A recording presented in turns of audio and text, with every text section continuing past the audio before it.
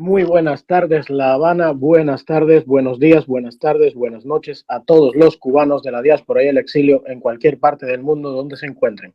Esto es Radio Cuba Libre, transmitiendo 24/7 para ustedes. Muchísimas gracias, compatriotas, por estar ahí, por gastarse sus megas, por dedicarla por la corriente, las horas de corriente que tengan, por todo lo que hacen. Ustedes son los que le dan sentido a lo que hacemos. Muchísimas gracias a todos, de todo corazón, por estar ahí. Caliente La Habana, la tarde de La Habana. Probablemente hoy también sea una noche de toque de cazuelas. Estamos en un camino, a nivel de país, a nivel de sociedad, estamos en un camino, es el camino correcto y creo de verdad, de todo corazón, que la esperanza está más viva que nunca. Y de verdad siento la alegría de poder pensar que lo vamos a ver, que lo vamos a ver todos, esta generación, todos, la que le toque a cada uno, y, y se va a cumplir, se va a dar, va a cobrar sentido todo lo que han hecho miles o cientos de miles de cubanos, si contamos las víctimas mortales, en 63 o durante 63 años de tiranía para llegar a esa libertad. Es por eso que es un tremendo placer hoy por la noche desde Europa, tarde para ustedes, compatriotas, tener presente e invitado al doctor Julio M. Schilling, politólogo cubano, escritor, director del foro político y digital La Patria es de Todos. Buenas tardes por estar aquí, doctor, bienvenido. Gracias también a todas las personas que se conectan. Gracias a la persona que nos iluminó, de alguna manera con su recomendación nos hizo conocer de su trabajo, a Zoe Valdés. Gracias a las personas que les pedí hoy que pasasen por aquí, por favor, que nos acompañen para el panel. Doctor, ha sido un placer leer el libro Manual Conciso, Democratización de Cuba. Y sinceramente muchos nos identificamos en el punto de vista más cubano y no sé si esto puede sonar arrogante, pero más patriótico, más bonito. La síntesis de sus 10 puntos para lo que de verdad deberíamos de hacer en el sentido ético como sociedad, desarrollarnos, limpiarnos, hacer justicia, darnos valor como país, como cubanos, llevar una economía moderna que no se convierta en un eterno gasto público que no nos deje respirar en un momento de restauración, ¿no? De reinicio. Y además de la manera que están ordenados nos hace de alguna manera como que tener las cosas claras en la cabeza. Mi deseo con invitarle aquí hoy era una charla, como le estaba explicando antes, porque no considero que haya algo que debatir desde mi punto de vista en lo que usted plantea, sino sí nos gustaría charlar con usted y ver de qué manera encontramos ideas o desarrollamos de lo ético, de lo que debería de ser, a lo que podemos o debemos hacer en la práctica de alguna manera. Por supuesto, desde un punto de vista, pues, una tertulia, ¿no? Muchas gracias por estar aquí, doctor, y bienvenido. Adelante, buenas tardes para usted. Muchísimas gracias, Carlos, por la invitación y por ser parte de esta transmisión de Radio Cuba Libre hacia el territorio nacional de la patria. Realmente es la razón por la cual, como mencioné anteriormente, de preparar este libro era precisamente para llegar a Cuba y le tengo que agradecer a mi querida amiga Zoe Valdés, porque fue ella quien me dio esta introducción a esta familia de cubanos dignos, de patriotas, que realmente se lo agradezco. Soy Clara siempre como está, así que para mí es el privilegio ser parte de este conversatorio con todos ustedes. Gracias, doctor. Muchísimas gracias. Si le parece, y usted nos dirá el tiempo, usted siéntase libre y nos dice, todos entendemos las obligaciones personales, o sea, cuando usted crea que es suficiente, nos dice, pero bueno, el tema, si tratamos todo el manual es extenso. Yo quiero, en primer lugar, nombrar los puntos. Los puntos serían el punto 1, la justicia transicional.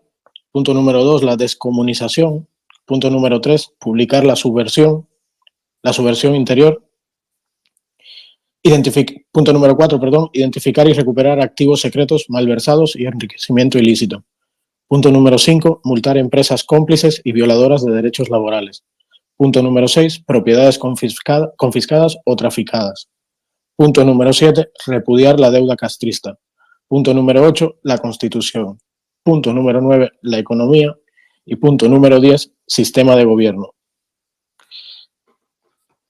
Yo en mi temática, antes que nada, me gustaría leer una cosa que usted tiene en el punto hacia una democratización de Cuba en el prólogo, que me parece muy interesante porque muchas veces tropezamos en los conceptos, si me permite, donde dice liberación y democratización.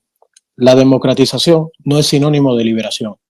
Son dos procesos diferentes y tienen que ser entendidos así. Lo primero que tiene que venir es la liberación. Esto significa, para el caso cubano, el derrumbe o la cesación del mando del poder por parte del castrismo. La liberación sería producto de una lucha larga, costosa y ardua que a través de muchos años se ha realizado. Se ha ejercido en frentes diferentes, con metodologías disímiles y sin un mando centralizado.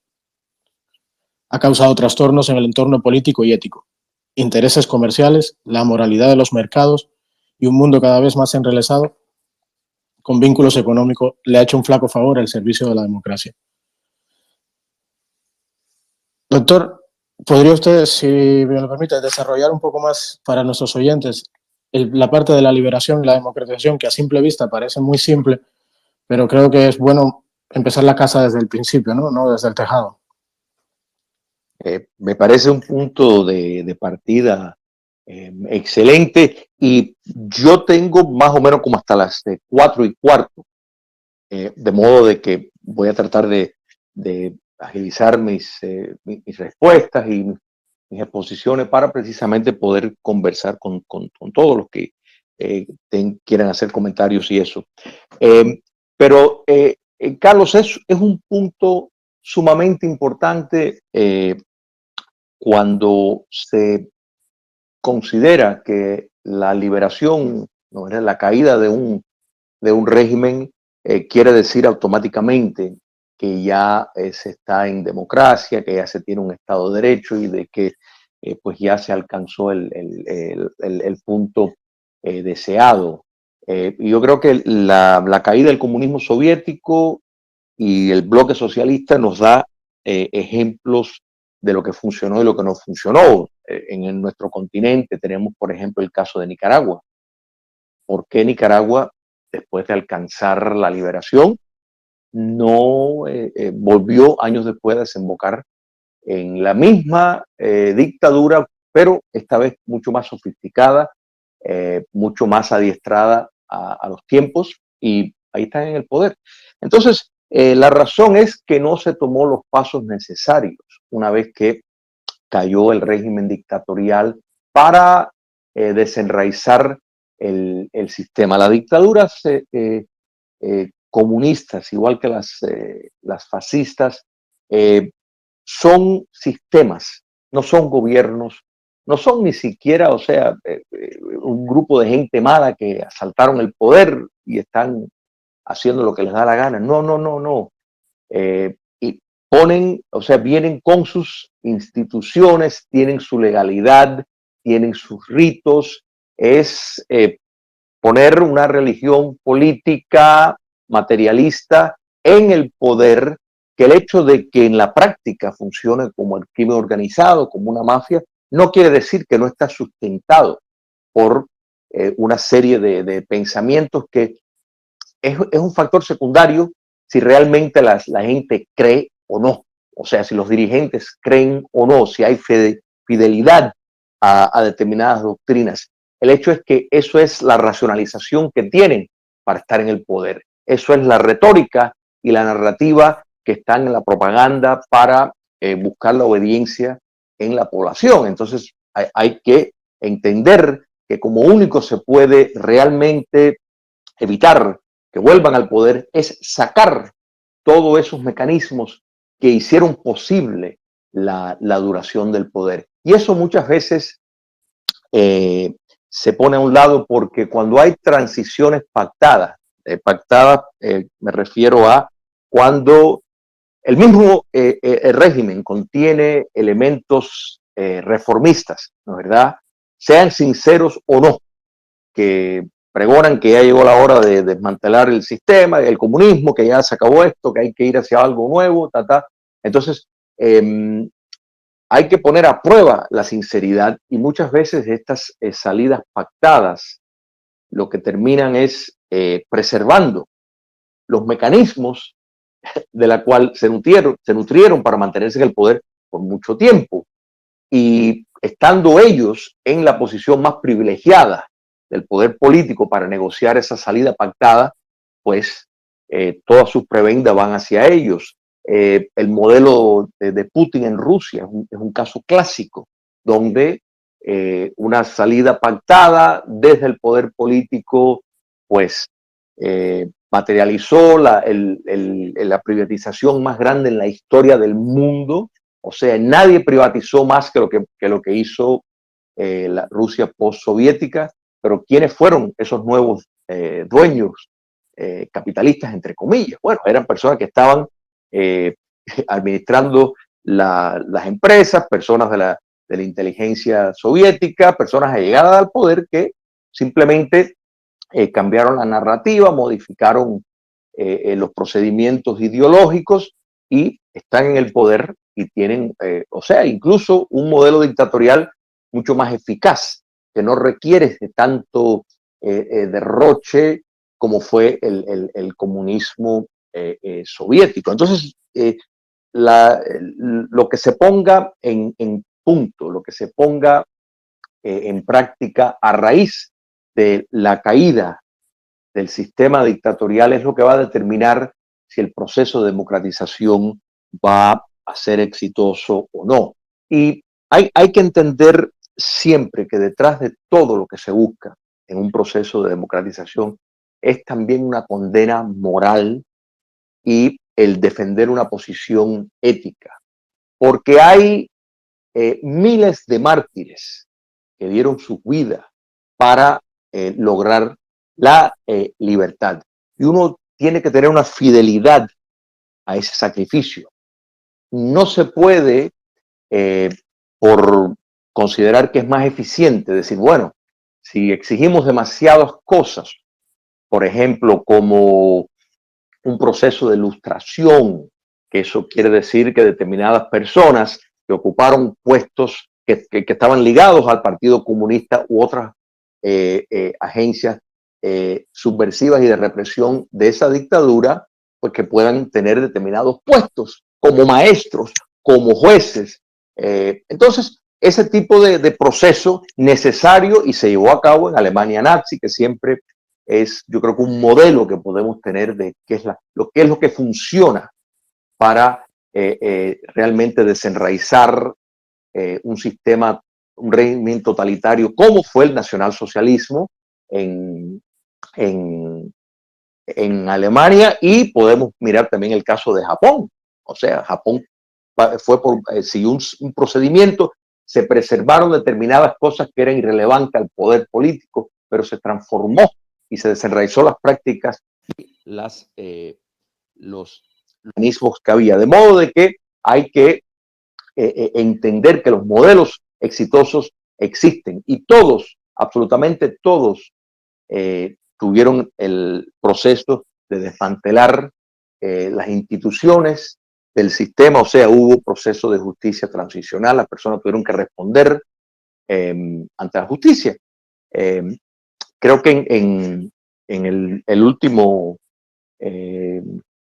space que tuvimos, les mencioné que una cuarta parte de la población de Alemania tuvo que compadecer ante los tribunales, pero sin embargo, la cantidad que fueron a la cárcel fue 0.0005%, casi nadie.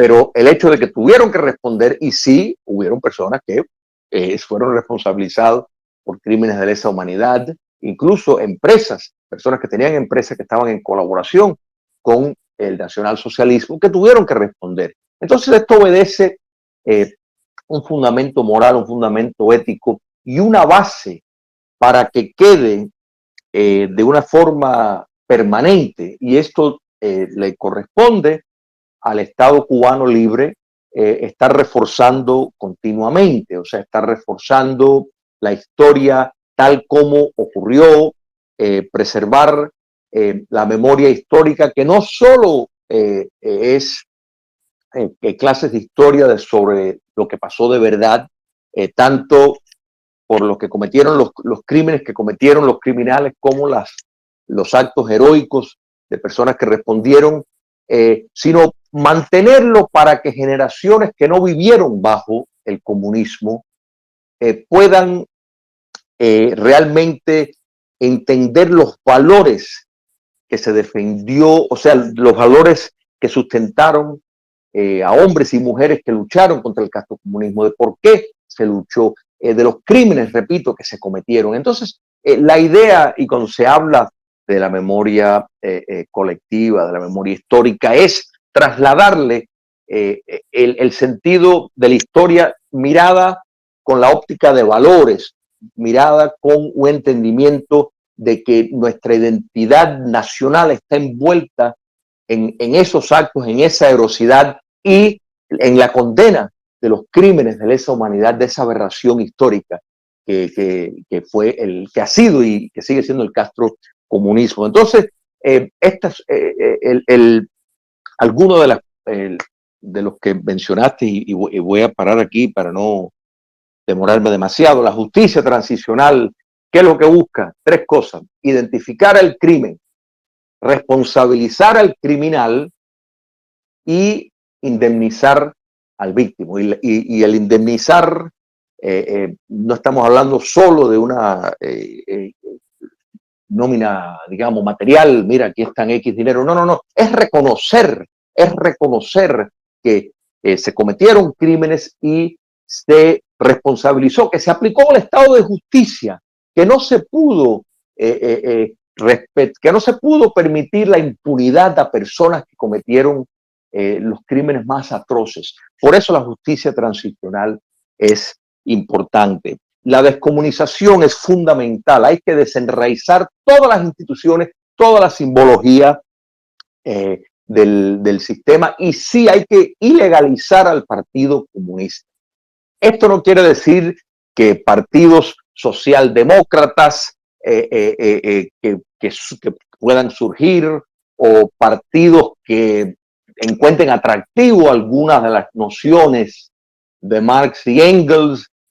No estamos hablando de eso, pero quien vea y mira al Partido Comunista de Cuba, o al Partido Comunista chino, o al Partido Comunista de Vietnam, o al Partido Nacional Socialista de Obrero Alemán, y piense que eso es un partido en el sentido de un partido político como se entiende en el occidente, está completamente equivocado. Estos son maquinarias de guerra que una vez que están en el poder se disfrazan de partido para simular que tienen una variación, que son una democracia propia, etcétera, etcétera. Pero esto es un rejuego que realmente insulta la inteligencia de cualquier persona objetiva, pero no pueden ser vistos ni entendidos bajo ningún concepto como un partido en el sentido, de nuevo, que miramos al Partido Demócrata, al Partido Republicano, al Partido Liberal, al Partido Conservador. Nada que ver. Son maquinarias de matar que se utilizó como el aparato, el armazón para mantenerse en el poder. El publicar la subversión internacional del castrismo es porque Cuba Comunista, desde el 1 de enero de 1959, ha sido un actor internacional, pero sobre todo en el hemisferio occidental, de promover la subversión y el terrorismo para llegar al poder. Eso tiene que ser anunciado, publicado. Mira, aquí está, para que todo el mundo sepa. Y van a haber argumentos que te van a decir, pero eso es un derroche de dinero. ¿Para qué vamos a estar sacando cosas que deben estar ocultas? Vamos a tapar eso. No, todo lo contrario. Todo lo contrario. Hay que hacerle a los comunistas sentir vergüenza por haber sido comunistas, por ser comunistas y por haber defendido ese sistema. Esa es la idea. Esa es la idea. Quien lo defienda, que tenga una mancha en la frente, que fueron apologistas y parte pasiva, en el mejor de los casos, de esa monstruosidad que estaba en el poder. Por eso es necesario publicar todo esto. Igual que en Alemania nazi, cuando se abrieron los campos de concentración, ya se hizo con la clara idea y los aliados querían que los periodistas tomaran fotos para que el mundo viera lo que ocurrió. Me parece magnífico. Eso mismo es lo que hay que hacer en Cuba, en todo sentido, en todo momento, pero la publicación internacional es para que los colombianos, los argentinos, los uruguayos, los chilenos, los venezolanos, todos tengan claro lo que el comunismo cubano hizo en su país. E incluso si quieren, a base de esa información, pedir la extradición de personas que están en territorio cubano, por favor, háganlo, que se los vamos a mandar corriendo después del debido proceso. El identificar los activos robados, de nuevo, hay muchos que dicen, bueno, esto es una gastadera de dinero, es necesario. El robo no se puede permitir. Voy a dejar, voy a parar acá, porque pudiera seguir, pero... Me ha hecho reír con lo de se lo mandaremos envueltos en paquete de regalos. Gracias por la explicación. Y ahora entramos entonces en materia, porque precisamente uno de los debates que hemos tenido durante las pasadas semanas ha sido a raíz del tema justicia transicional. Yo entiendo perfectamente la síntesis que usted hace aquí en el libro. Busca el cumplimiento de tres cosas esenciales. La justicia transicional: esclarecer los crímenes, 1; 2; castigar a los responsables, 3; indemnizar a las víctimas. Y de verdad que yo creo que el que no esté de acuerdo con esto, pues se tiene que medir un poco el nivel de, no sé, de concepto, vaya, de lo que quiere para Cuba, o de qué Cuba quiere. El punto de la justicia transicional, que yo desde mi ignorancia no lo veo como una figura del derecho, pero ya entiendo que es un proceso, un conjunto de medidas jurídicas, políticas, sociales, para resanar, ¿no? la sociedad y lo que vamos a fundamentar como un país. Doctor, de las preguntas que yo quiero hacerles a raíz de los debates, en primer lugar me gustaría ordenarla cronológicamente. Y yo entiendo perfectamente que usted tampoco tiene la bola del tiempo ni una, ¿cómo se dice?, rayos X en los ojos, ¿no? Pero sí, si podemos de alguna manera consensuar a qué parte nos referimos, o si la justicia transicional es un proceso que, aunque diga el nombre transicional, no solo puede abarcar a la transición, por lo que entiendo, las necesidades de un sistema judicial independiente o lo más independiente, o ya dentro del marco de legalidad constitucional del país, o en base a unas leyes especiales, pero aún así veo que es un proceso largo, pues como usted ha dicho, bueno, no somos tan grandes como Alemania, pero evidentemente va a contar una parte importante de la sociedad y la población. Ser de alguna manera ajusta proceso a este proceso. Y eso implica que, no sé si, como no hay un tiempo de transición definido, pues entiendo que puede llevar ya el desarrollo de la normal democracia, ¿no? De ya las instituciones electas y todo lo demás. A nivel cronológicamente, ¿de qué manera usted lo ve, doctor? ¿De qué manera concreta, más o menos, usted lo ve? No sé si me expliqué la pregunta. Sí, cómo no, perfectamente. Mira, es fundamental que se preserve por todo el tiempo que sea necesario. Primero, eso es una rama de la justicia de una Cuba libre, o sea, del Ministerio de Justicia, de modo de que en todo momento un cubano siempre va a poder ir a los tribunales para presentar una queja, un informe sobre un esbirro, sobre un represor que a lo mejor aparece después de estar escondido en la Sierra Maestra o lo que sea por muchos años. Eso siempre está vigente. El propósito y la noción de transicional es por el enfoque especial y exhaustivo que tiene que haber en ese comienzo, donde no puede haber en ese sentido frenos a los procesos de hacer este tipo de investigación, porque sirve muchos propósitos. Sirve la historia, sirve la memoria colectiva, sirve para los casos de los cargos, sirve para de precedente para que en el futuro otro demagogo lo piense dos veces antes de dar órdenes de mandar a la persona a la calle a matar cubanos. Es fundamental y no hay espacio de tiempo. En otras palabras, mientras puede tomar de 3 a 5, a 7 años, pero eso no quiere decir que desaparece.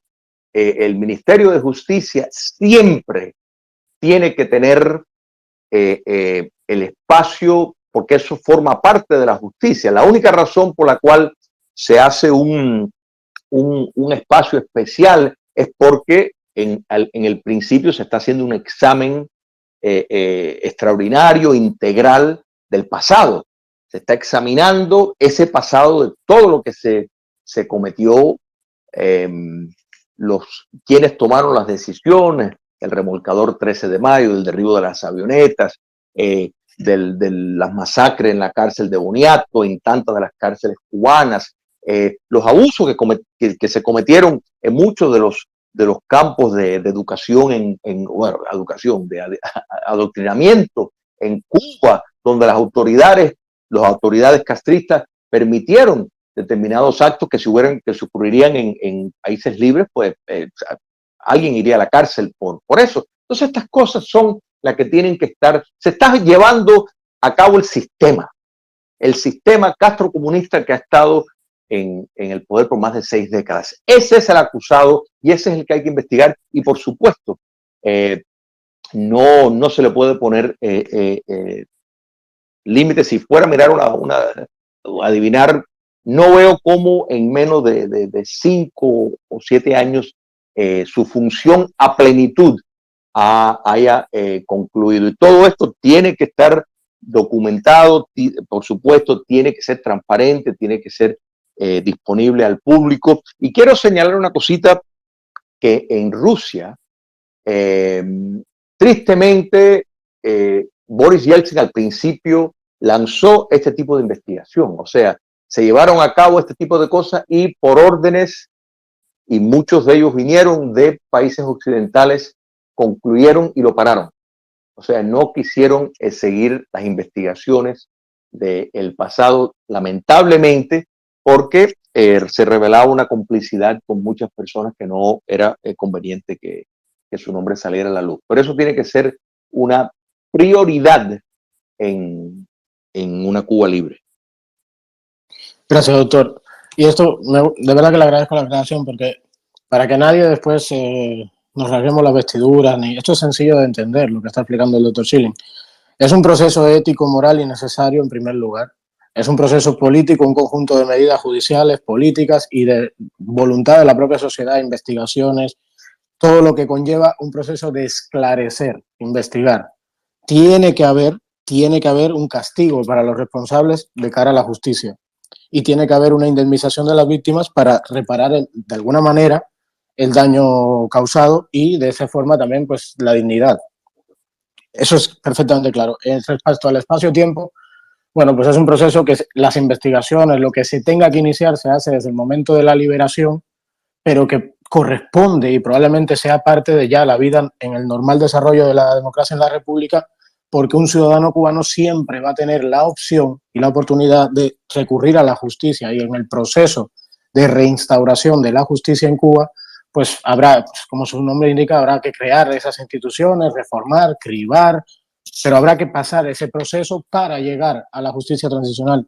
Usted en el libro, doctor, habla de que el Ministerio de Justicia debe ser la institución gubernamental encargada de presentar cargos y proseguir con las tareas de fiscal, en cooperación con otras agencias de la fuerza pública. Yo entiendo que vamos a necesitar en algún momento como que el paralelismo, ¿no?, entre los procesos que no sean estrictamente referentes a la justicia respecto a la justicia transicional y luego a la misma vez la creación o restauración de las instituciones de la República que sirvan para esto, como los ministerios, entre ellos el Ministerio de Justicia, que ello implicaría, entiendo. O sea, ¿usted qué cree? ¿Habría que hacer la reforma judicial necesaria en el ministerio desde el punto de vista de la descomunización? Primero, para Sí, poder... por supuesto. Y en esto, Carlos, es muy importante porque uno a veces, pues, determinados puntos tal vez no lo enfatiza lo suficiente y no quisiera que quedara en el tintero. La idea de traspasar la responsabilidad de investigar y de juzgar a los criminales que ejercieron desde el poder el castrocomunismo les corresponde a cubanos.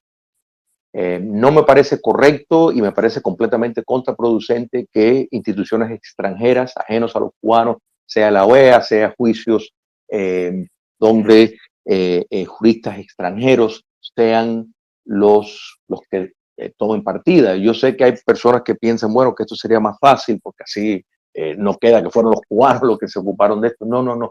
Tienen que ser cubanos. Estos crímenes se cometieron en Cuba, y si crímenes se cometieron por cubanos en otros países, pues le corresponde a Cuba Libre condenarlos. Ahora, encantado de la vida, que se le va a extraditar y los otros países pues lo solicitaran, pero le corresponde a, al Estado cubano la responsabilidad. Eso nunca puede ser delegado a ninguna institución regional o internacional o grupo de juristas, por muy bien intencionados que sean, para hacerse cargo de esto. Gracias, doctor. Yo creo que, o sea, la síntesis es bastante buena. No sé, Zoe, si quieres tomar la palabra, y nuestros invitados respecto al tema, Luqui, Jaxis. Zoe, adelante, si estabas primera, si quieres tomar la palabra.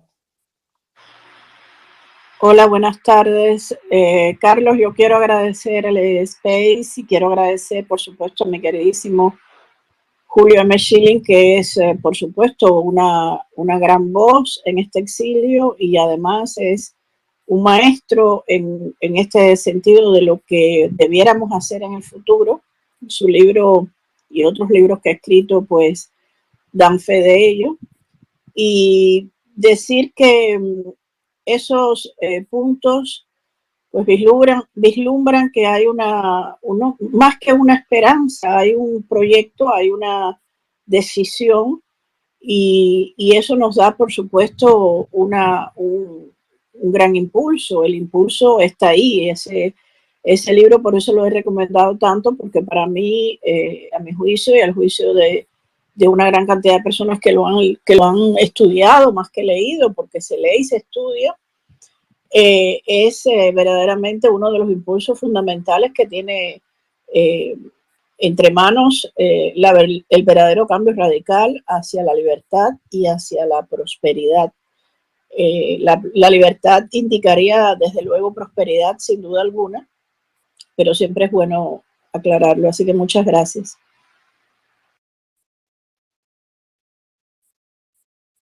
Gracias, Zoe.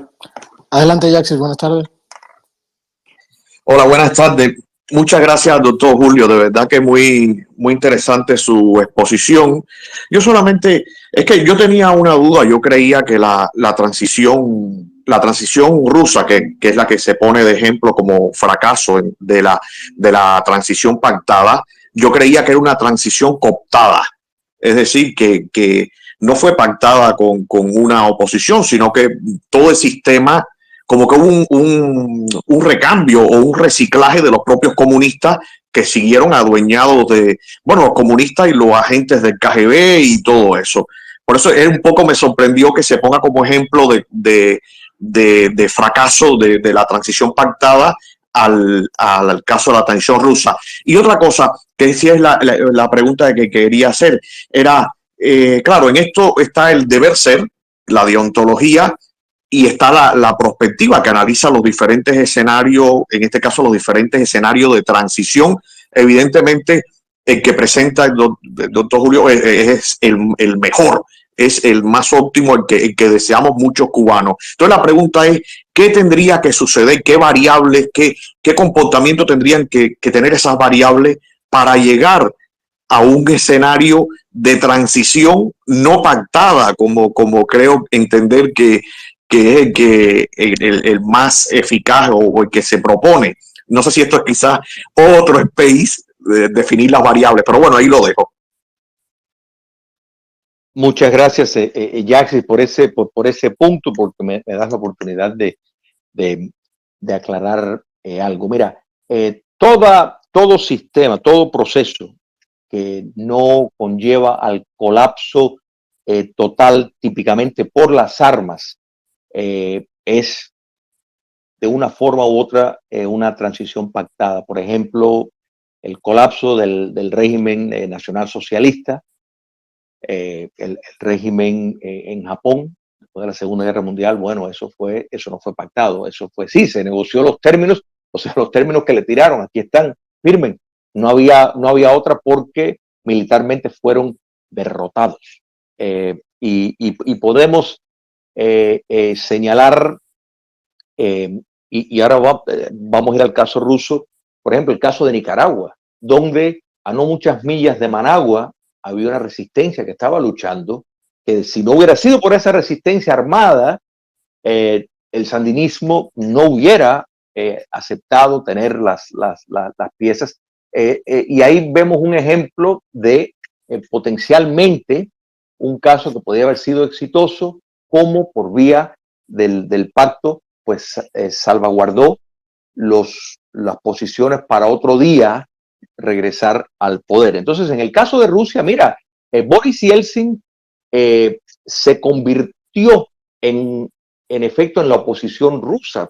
Boris Yeltsin rompió su tarjeta, renunció a su membresía en el Partido Comunista, los criticó, se convirtió a la misma vez con el golpe que dicho sea de paso, ese golpe Fidel Castro tuvo que ver en convencer a militares soviéticos para que sacaran a Yeltsin, o sea que él era de la idea de que había que tener una mano dura y aplastar esa ola reformista. Y Yeltsin, en ese momento ya categóricamente se convierte en el salvador de lo que prometía ser la democracia rusa. Pero el problema fue que no, o sea, pusieron mucho énfasis en lo económico sin haber primero resuelto la parte política, la parte ética y los fundamentos para un Estado de Derecho. Por eso es que, y volvemos por qué la justicia transicional es fundamental, porque establece la base para un Estado de Derecho. Entonces, hay que recordar y también, y por eso agradezco mucho, Yaxis, este punto que tú estableces, que muchas veces los regímenes fingen el autosuicidio. En otras palabras, estratégicamente ven que están acorralados económicamente, por ejemplo, y que la única forma de poder pasar a la permanencia es si tienen una modificación cosmética lo suficiente como para convencer a el mundo libre o los que están en la línea más dura de que realmente ellos están cambiados. Entonces, dentro de ese pacto, pues buscan precisamente lo que menos quieren es tener que enfrentar la justicia, lo que menos quieren es la abolición de sus instituciones, su simbología, porque si mantienen eso vivo, entonces es factible que puedan regresar. Entonces, las salidas pactadas, o sea, aunque incluyan personas de la oposición, ya la vez que tienes representantes del status quo en ellos tomando y negociando cuál va a ser el mejor mecanismo, cuáles son las instituciones que se van a preservar, qué constitución, qué legalidad va a aplicar.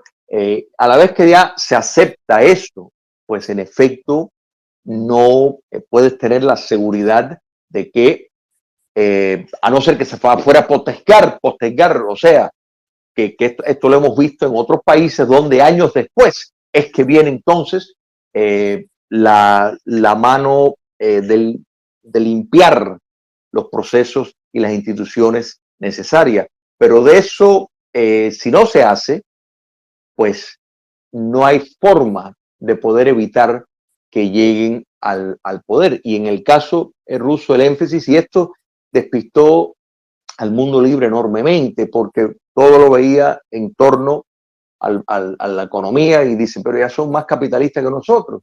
O sea, están menos estatizados que muchas democracias funcionales de Europa. Rusia, ¿no? ¿Verdad? Entonces dijeron, no, este es el modelo de seguir, han bajado los impuestos, tienen un sistema están combatiendo la corrupción y todo esto, sin entender de que realmente el Estado de Derecho no se había implementado, y por eso es que es parte de la idea de un régimen que pactó con el mundo libre, y el mundo libre lo aceptó, a tal punto, de nuevo, que los Estados Unidos fue uno de los países que presionó al gobierno de Yeltsin a no hacer audiencias judiciales de precisamente muchos de los crímenes que se cometieron en Rusia, que no divulgaran determinada información, de modo de que fue muy lamentable, y eso es lo que hay que evitar. Muchas gracias, doctor. Lucía, buenas tardes, adelante. Buenas noches para nosotros. Hola, pero está Zoe. Buenas tardes, buenas noches a todo el mundo. Pero bueno, está Zoe con la manita levantada. Yo no tengo inconveniente en esperar. Perfecto. Adelante, Zoe. Muchas gracias, Luqui. Mira, hay una cosa que sí creo que los cubanos tenemos que tener muy claros. Yo recuerdo que cuando la revista Cuba Encuentro, que es una revista que ha cumplido el papel que le otorgaron, y de eso sé muy bien porque el propio Guillermo Cabrera Infante me explicó muy bien cuando recibió el mensaje de cuál era el papel que iba a hacer la revista Cuba Encuentro desde el inicio, que se inició, se estrenó con dos discursos de Raúl Castro, que cuando fueron publicados dieron pie para que muchos opositores, incluso desde el exilio, gente prominente, creyera que Raúl Castro era un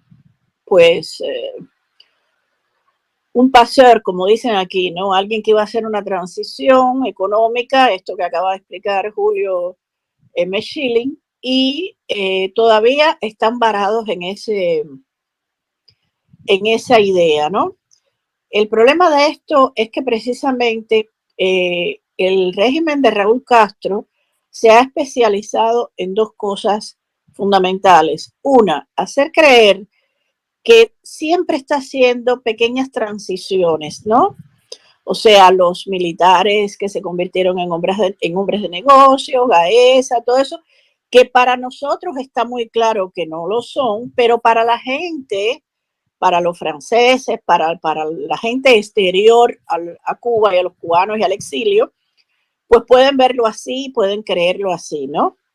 Entonces, eso es lo que vende este régimen de Raúl Castro, de Castro II, como yo lo llamo, que es que estamos en pequeñas transiciones siempre, pero el embargo, para ellos bloqueo norteamericano, no les deja hacer la gran transición, ¿no?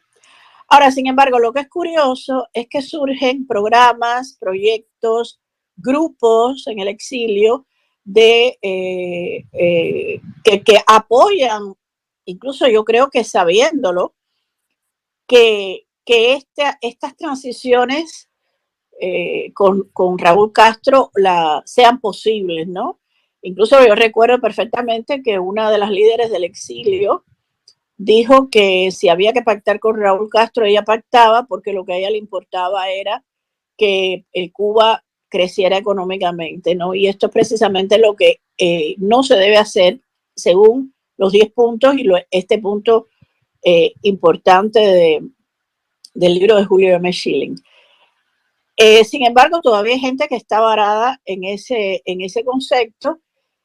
Y por otro lado, o sea, mientras que ese régimen de Castro II promueve esto, al mismo tiempo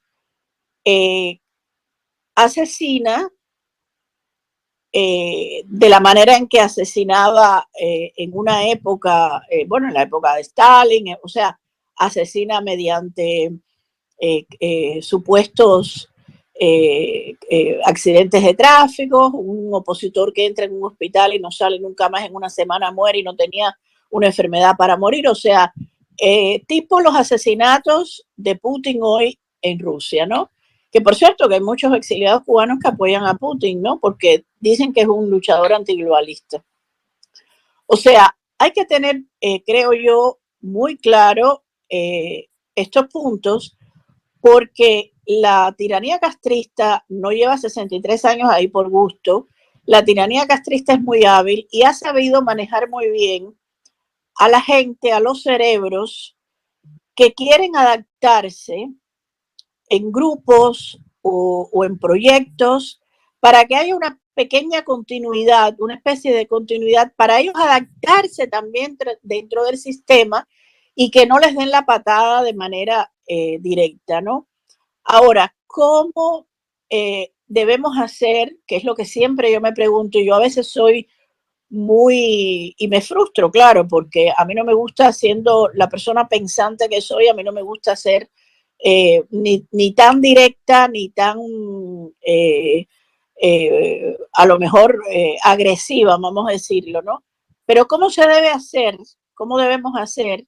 Y es la pregunta, para que la gente no se quede varada en ese pensamiento que le quiere imponer no solo la tiranía, en ese pensamiento no, en ese vamos a decirlo, proyecto, no solo la tiranía, sino también los que quieren, les conviene una especie de continuidad en cuya salsa ellos se puedan mover muy bien sin que les afecte demasiado a unos y a otros. Gracias.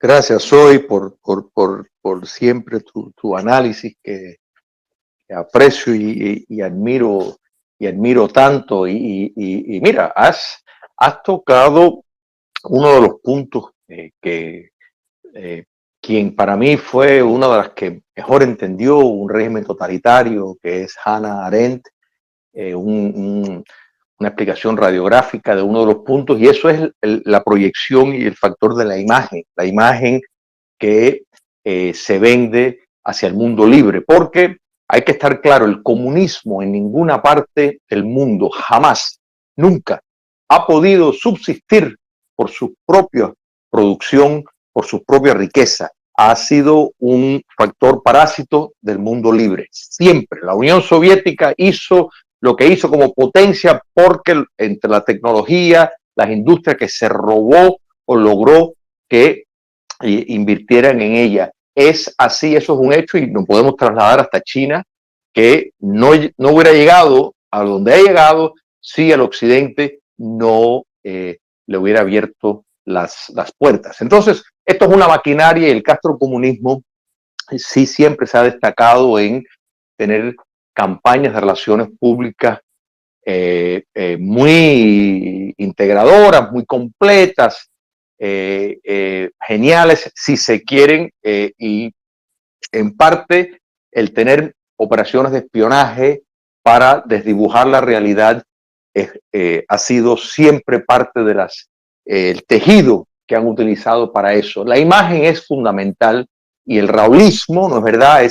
Esa idea falsa de que ya están liberalizando la economía y que después va a venir la política, más allá de que tenemos a China comunista y a Vietnam como dos grandes modelos de fracaso de la tesis de que la democracia llega por vía de modificaciones económicas. Sin embargo, todavía vemos a sus apologistas y lo que están pregonando eso. Entonces, mi querida amiga, mira, la realidad es que esto siempre, la guerra por la imagen falsa que quieren presentar, eso va a ser una continuidad y es un proceso que nunca va a terminar, hay que estar claro, ni aún Cuba Libre, ni aún un sistema ya que cumplió con todos los mecanismos para evitar que vuelvan en el poder.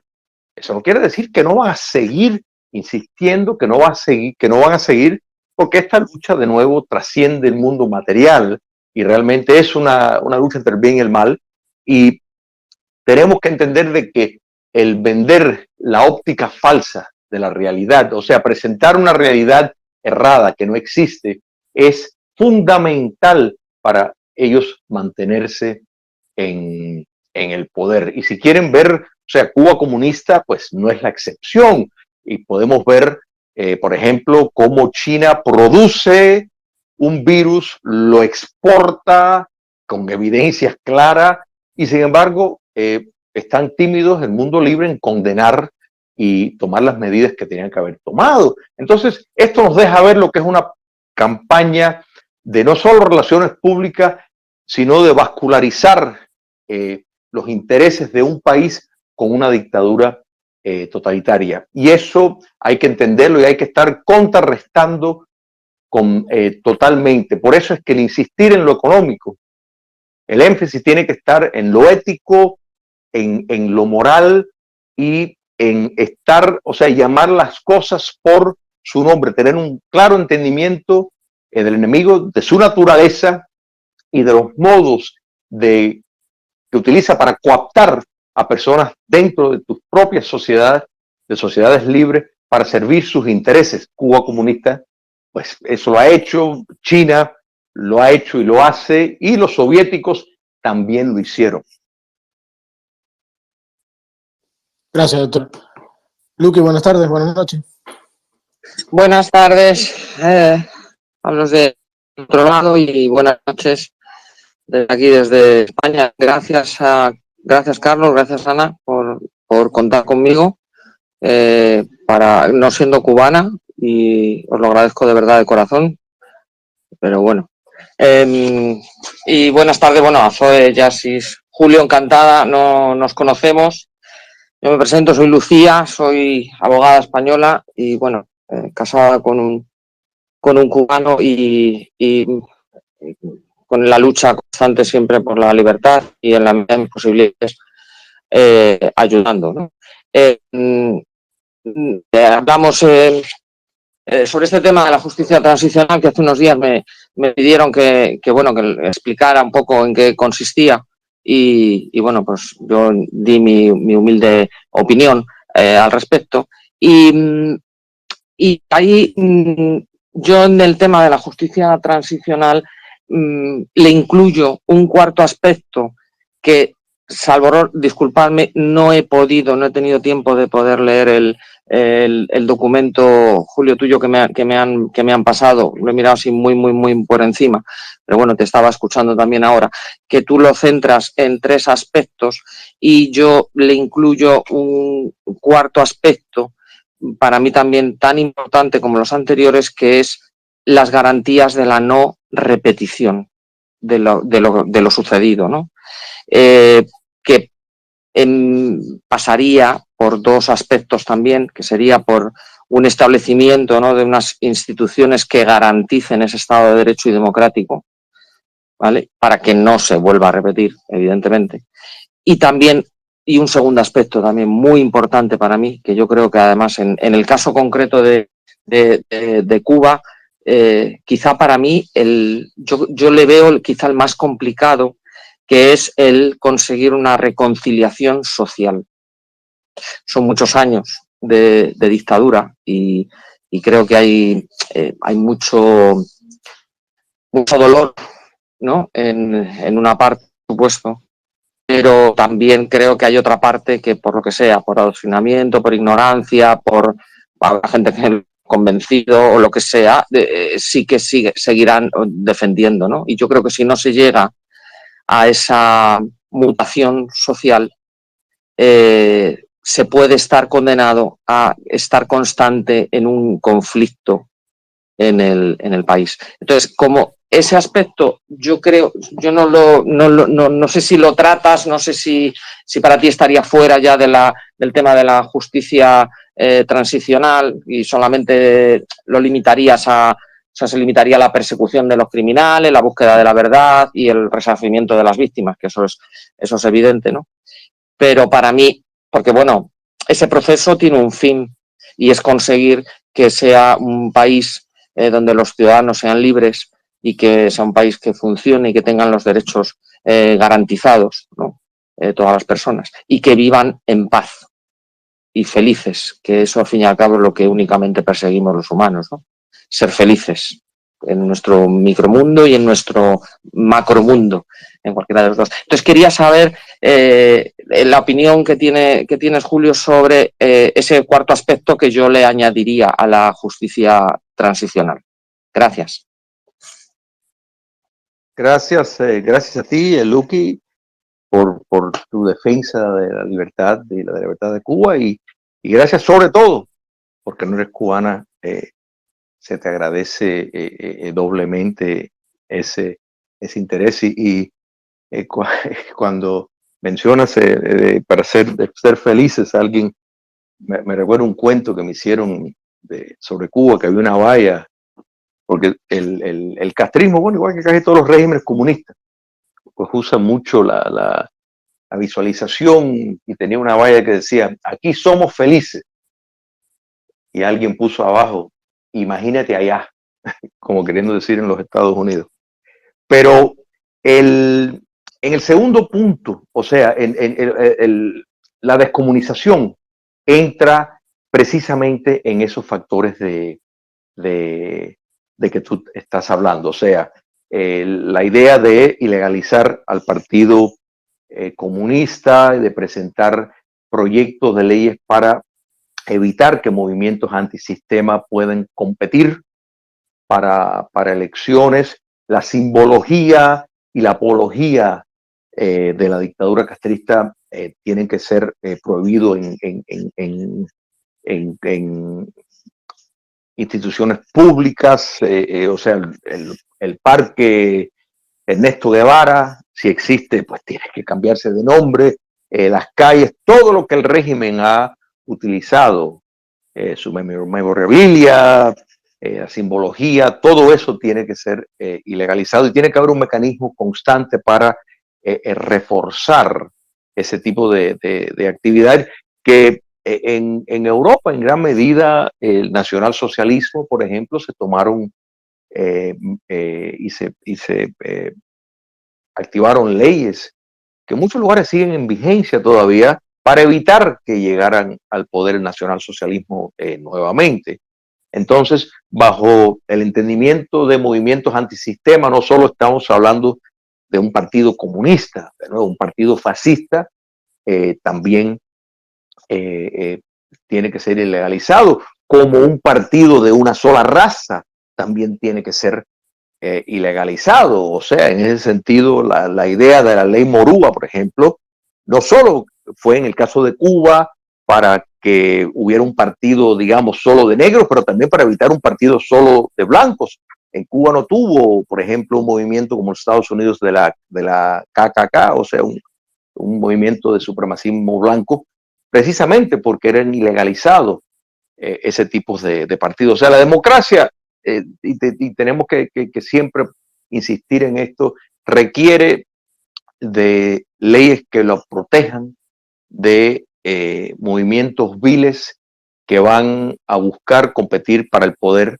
Y eso, la caída del comunismo soviético le facilitó el camino. Hemos visto en América Latina cómo el socialismo reinventado ha logrado alcanzar el poder. Hay 9 países hoy que son directamente regímenes socialistas o están liderados por movimientos que en su momento fueron parte de la izquierda radical. Entonces, este es el gran peligro. Han tenido mucho más éxito, ¿no es verdad? Bueno, precisamente eso es porque la democracia todavía no se ha vacunado, no ha tenido, no ha, en muchas partes del mundo ha tomado las medidas para evitar que lleguen al poder. Entonces, la idea de descomunizar, pues, entra en eso. Muchas gracias, doctor. Muchas gracias por la respuesta. Usted me dirá el tiempo y en caso de que no nos dé hoy tiempo para todo, pues yo, si me lo permite, me gustaría invitarlo, que quede claro, para terminar lo que hoy el tiempo no nos permita. Nos ponemos a su disposición horaria. Déjenme hacer una actualización de datos. Nosotros hemos parado lo que es la transmisión en directo, la estamos grabando, inmediatamente que terminemos la pondremos a transmitir en caso de que no haya ninguna novedad desde Cuba, pero bueno, nos estaban informando que hay algunas novedades, que en La Guinera había cubanos en la calle, estábamos pendientes de lo que pasó con la protesta en el primer cinturón de La Habana.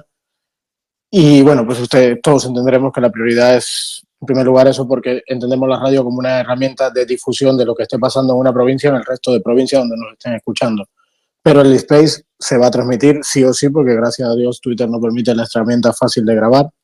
Solo esa actualización tanto de lo que está pasando aquí como de lo que está pasando en Cuba. Seguimos pendientes de noticias y parece que la noche va a ser larga, ojalá que sea próspera también en el sentido de la libertad.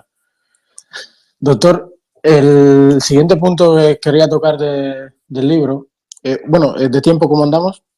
Sí, en un par de minutos me tengo que ir, Carlos, pero quedo a vuestra disposición y podemos acordar.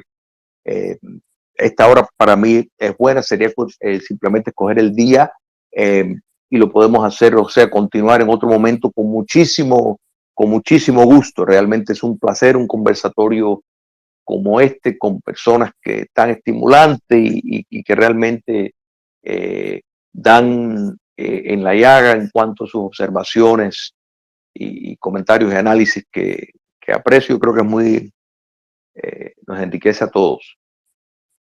Muchísimas gracias, doctor. Nos honra usted también con su presencia y nos saca los colores. Pero no, muchas gracias de corazón. Y de verdad, la invitación sí, le escribiré por privado y coordinaremos para continuar porque me parece muy interesante, sí, muy enriquecedor también y muy esclarecedor.